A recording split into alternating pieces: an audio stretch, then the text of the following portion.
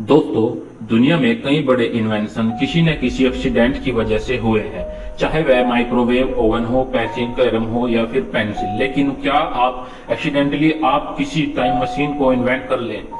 1990 के दशक में ऐसी एक एक्सीडेंटली घटना होती है जो जन्म देती है टाइम मशीन को। ये एक young engineer Mike Marks Jacob ladder device के साथ छेड़खानी कर रहा होता है। इस डिवाइस में एक स्पार्क जनरेट होने के बाद इसके ऊपर हवा में माइक एक अजीब सा डिस्टर्जन देखता है जो किसी एनर्जी ब्लोज की तरह दिखाई देता है। माइक क्यूसिंग होकर उसमें एक स्क्रू फेंकता है, लेकिन वह स्क्रू अंदर जाते ही गायब हो जाता है। माइक कुछ देर वेट करता है और थोड़ी देर बाद उसी रूम में वह स्क्रू कुछ दूरी पर जाकर गिर जाता है। यह देखकर माइक की खुशी का ठिकाना नहीं होता। माइक को लगता है कि उसे एक टेलीस्कोप विजन डिवाइस बना ली, लेकिन असल में एक्सीडेंटली उसने टाइम मशीन इन्वेंट कर ली थी। लेकिन इसके बाद कुछ ऐसी घटनाएं होती हैं जिसके बाद Mike Marks time travel mystery का सबसे बड़ा रहस्य बनकर रह जाता है, जिसे देखकर वैज्ञानिक भी दांतों तले उंगलियां दबाने को मजबूर हो जाते हैं। इस वीडियो को देखने के बाद आप भी हैरान हो जाएंगे। इस घटना की शुरुआत होती है आज से 30 साल पहले। अगर आप यह वीडियो 2025 में देख रहे हैं तो 1995 में जब अमेरिका माइक मार्कस नाम का एक young engineer Jacob ladder project पर काम कर रहा होता है। एक डिवाइस जिसमें दो मेटल रोड नीचे से ऊपर एक दूसरे के पास होती है और ऊपर जाते वक्त उनके बीच में दूरी बढ़ जाती है, जो कि एक क्लाइंगिंग इलेक्ट्रॉनिक आर्क को प्रोड्यूस करता है। लेकिन दोस्तों, यह डिवाइस 200 वोल्ट पर बिजली पर नहीं चलती है, काम नहीं करेगा। इसके लिए हाई वोल्टेज की जरूरत होती है और माइक के दिमाग में भी यही खुरापात चल रहा था कि इसलिए वोल्टेज को हाई करने के लिए माइक ने खुद का ट्रांसफार्मर बनाया ताकि वह वोल्टेज को हाई कर सके, जो कि 20,000 वोल्टेज तक वोल्टेज जनरेट कर सकता है।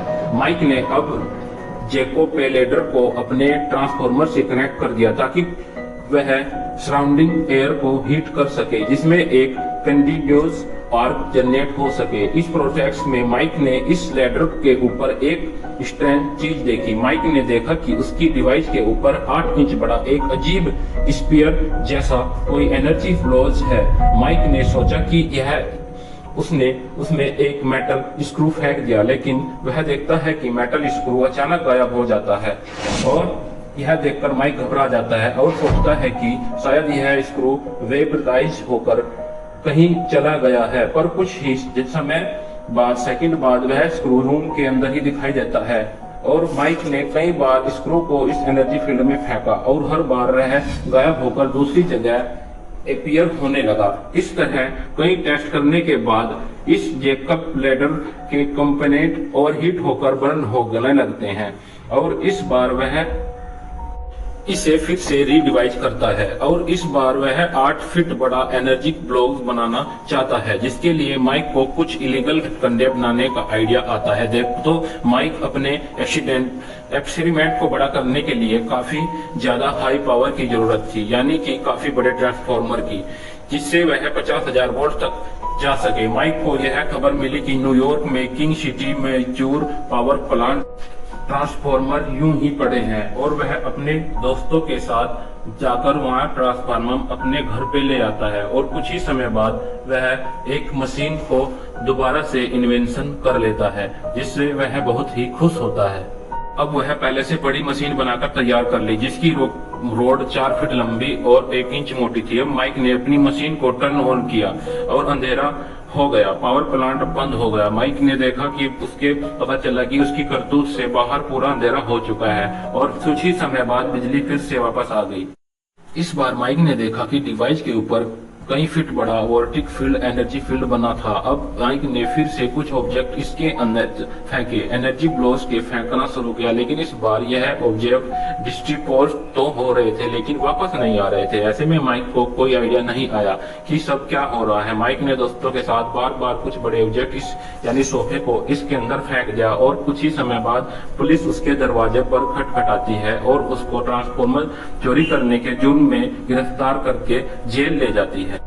लेकिन अब इंसिडेंट के बारे में सबको पता चल जाता है और माइक काफी फेमस हो जाता है। जेल के अंदर माइक के दिमाग में बस यही आइडिया चलता रहता है कि एक ही चीज, कैट और थी टाइम मशीन।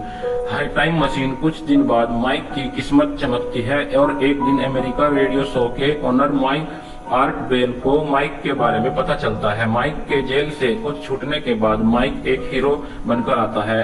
आर्ट बेल ने रेडियो के शो में जहां वो अपनी टाइम मशीन के बारे में बताता है, जिस सुनने के बाद कई लोग माइक को फाइनेंशियली सपोर्ट करने की बात करते हैं।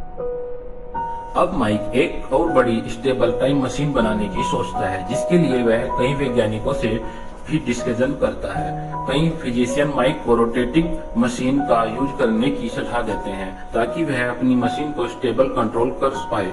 दोस्तों, साइंटिस्ट के अनुसार टाइम ट्रेवलर सच में पॉसिबल है।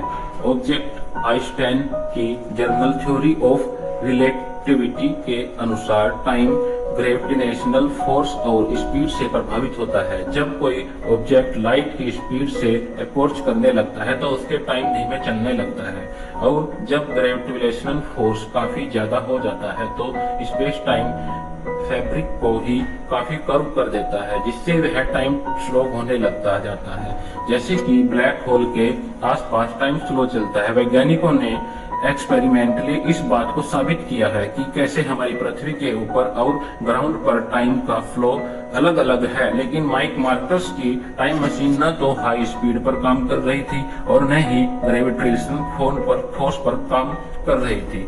माइक का कहना था कि time machine electronic magnet force की मदद से स्पेस टाइम को इफेक्ट करके किसी तरह इस टाइम पोर्टल के ओपन कर पा रही है। और electronic magnetic force gravitational force से खरबों गुना ज्यादा पावरफुल है फोर्स है। ऐसे में जिस ट्रैक पर माइक चल रहा था, रिसर्च के अनुसार एक टाइम मशीन कुछ इसी तरह बन सकती है। इस बार माइक एक काफी बड़ा टाइम पोर्टल बनाने में लगा था।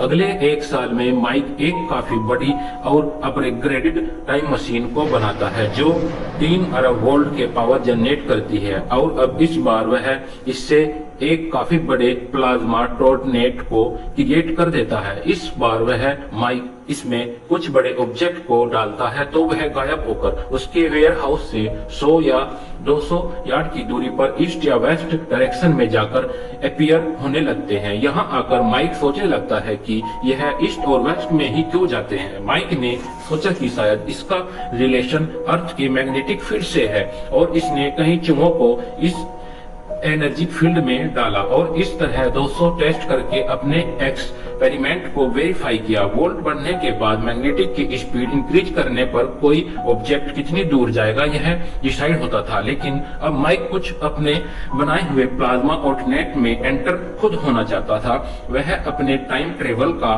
सपना पूरा करने के लिए किसी भी हद तक जाने को तैयार था, और माइक उस टाइम ट्रेवल मशीन में एंटर हो गया और कई दिनों तक उसका कोई अता पता नहीं मिला। लेकिन कुछ दिनों बाद वही रेडियो के ओनर ने उसको ढूंढने की कोशिश की और माइक एक खेत में मिला जो कि उसके मशीन से लगभग 800 मील दूर था, और वह अपनी मेमोरी खो चुका था। लेकिन समय के साथ साथ उसकी मेमोरी रिकवर होने लगी और माइक को सब कुछ याद आने लगा। तो वह वहां से अपने वेयर हाउस पहुंचा। कैसे तैसे करके वो वेयर हाउस पहुंचा तो उसने देखा उसकी मशीन वहां पर नहीं है, और यह देखकर माइक ने सोचा कि मेरी मशीन यहाँ से कैसे गायब हो सकती है, और ऐसे ही वह दोबारा से इस इन्वेंशन को करने के लिए रेडी हो गया। कुछ समय बीतता गया। समय बीतने के बाद उसने फिर से अपना इंटरव्यू रेडियो पर दिया। उसके बाद उसको फिर से फाइनेंशियली सपोर्ट करने के लिए लोग आगे आए और उसको फाइनेंशियली सपोर्ट किया। उसके बाद उसने बड़ी मेहनत के बाद एक उससे भी अपग्रेड मशीन बनाने के लिए रेडी हो गया, और इसी वक्त में उसने कई सालों के बाद एक अपग्रेडेड मशीन बनाने का प्लान किया। अब माइक ने वो मशीन बनाकर तैयार कर ली थी, और उसने सोचा कि इस मैग्नेटिक फील्ड से नुकसान होता है, जिससे जो भी इसमें मेटल वाली वस्तु डालते हैं वो इंपोर्ट होकर वहां से चली जाती है, लेकिन अगर इंसान जाता है तो उसको कुछ न कुछ नुकसान हो सकता है। तो उसने एक वेयर कैप्सूल बनाया जिसमें मनुष्य मैग्नेटिक फील्ड में जाएगा तो उस कैप्सूल पर खाली वो मैग्नेटिक फील्ड अपना प्रभाव डालेगा, लेकिन उसके अंदर जो इंसान होगा उस पर कोई असर नहीं पड़ेगा। इस कैप्सूल को हम इंक्रीज वेरिंग फेल्स कैप्सूल कहते हैं। इस कैप्सूल में बैठकर माइक ने टाइम ट्रेवल करने के बारे में फिर से अपने आप को उस कैप्सूल के अंदर बैठा लिया और कुछ ही समय के बाद माइक वहां से गायब हो गया और किसी को माइक के गायब होने का पता नहीं चला कि वो वहां से अचानक कहां चला गया। और कई महीनों के बाद भी उसका कोई पता न लगने पर उसको खोजने की कोशिश की गई, लेकिन माइक वहां पर कहीं भी उसका नामो निशान नहीं मिला। कुछ समय के बाद उस रेडियो के ओनर और कुछ आदमियों ने उसको ढूंढने की कोशिश की, लेकिन माइक का कोई भी पता नहीं चल पाया। माइक के गायब होने से लोग सभी घबरा चुके थे और रेडियो पर और न्यूज पर काफी तरह तरह की खबरें चल रही थी। कुछ ही समय बाद रेडियो के पास एक फोन आया और वहां पर बताया कि मुझे एक पुराने अखबार की कटिंग मिली है जो 1930 की है।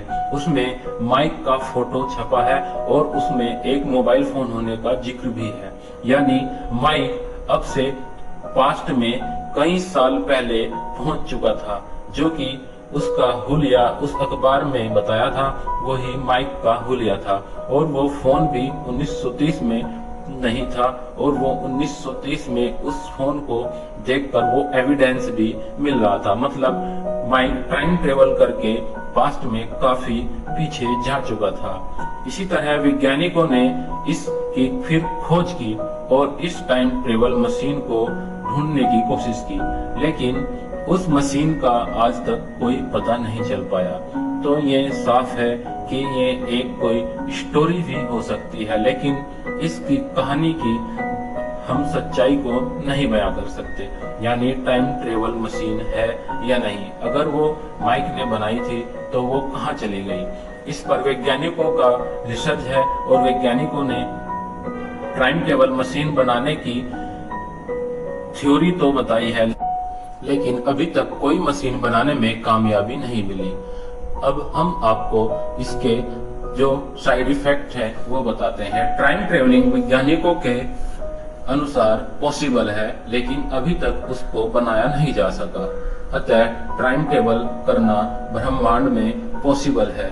इस ब्रह्मांड की थ्योरी हमारे समझ से बाहर है। अतः अगर हम इसको समझ ले तो हम टाइम ट्रेवल कर सकते हैं और भविष्य में आगे या पीछे टाइम ट्रेवल करके जा सकते हैं। तो दोस्तों, इसी वीडियो को हम यहीं पे विराम देते हैं और आगे की अगर वीडियो आपको देखनी है तो हमारे चैनल को सब्सक्राइब करें। आगे भी हम ब्रह्मांड की वीडियो लेकर आते रहेंगे और ऐसी मिस्ट्री वीडियो भी हम आपके सामने लेकर आते रहेंगे। तो अभी हम चलते हैं अपने ब्रह्मांड की ओर। नमस्कार।